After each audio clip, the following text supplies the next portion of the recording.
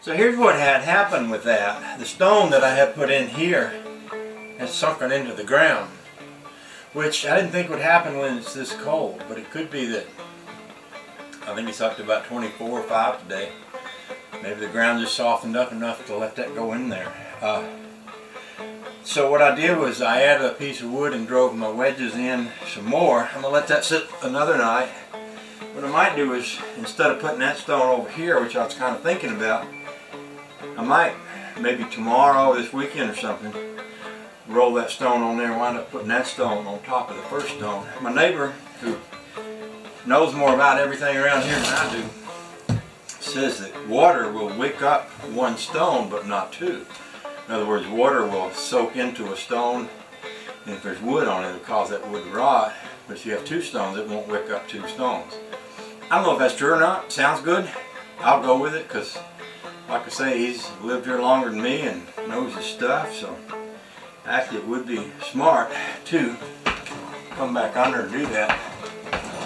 It's pretty sturdy right now, but another thing it might be smart to do, and I was kind of thinking about this along, I sort of thought about going ahead and doing this floor, closing everything up, but I may wind up leaving that like that until spring or something, because I'm going to want whatever I put under there to stay put. And you know, if it's going to sink, I want it to sink as much as it can sink before I close that hole up where I don't have access to that. The other option I thought about is leaving a little trap door there, you know, maybe finding something that I could fit onto that, into that I could lift out, something that would have insulation value, and having my plywood floor over that with a little cutout that I could lift out.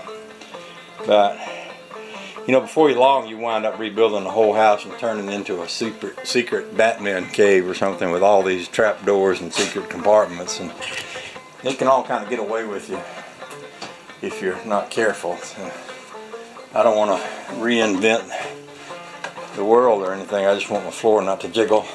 You can notice it's not jiggling so much like these things on the back of the stove. Usually if I walk across the floor and they're making a racket, they're not doing it so much now. So they'll jiggle if I stand right next to the stove. They'll jiggle, and I think this lid is pretty, you know, the nature of how it's made is pretty woggly. I thought about tying it to the back of the wall here somehow. Anyway, I'm keeping an eye on the storm. If you notice them little branches and things there, weeds over by the barn, wind's got them blowing pretty hard there.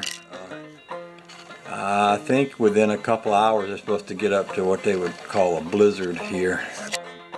So we got some wind, but it ain't horrible. I don't think there's quite enough snow for me to go out there and plow right yet. So I'm going to go back and make a few more videos and let time pass, and we'll come back and we'll explore some more. Okay.